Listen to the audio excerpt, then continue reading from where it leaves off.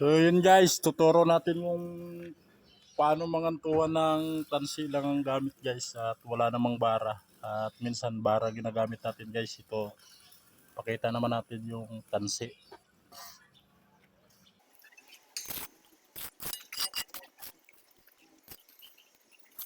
Tansi itong gamit natin guys at pakita natin oh.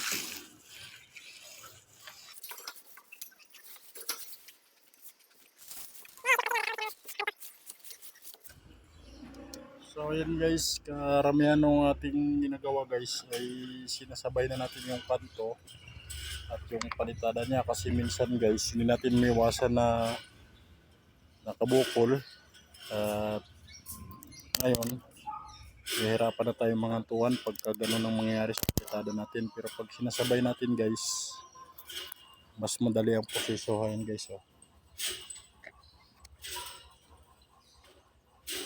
So ayan, at mamaya maya ipapakita natin yung pagtatapos ng ating kantuhan hanggang sa dulo guys. So yan guys, tapos na tayo mga kantuhan at ipapakita na natin. Yan guys.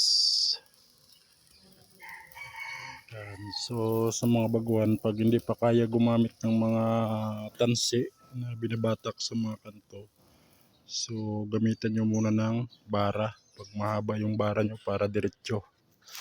So, pero kung batikano ka naman na mason, pwede na itong tansi. Ayan. So,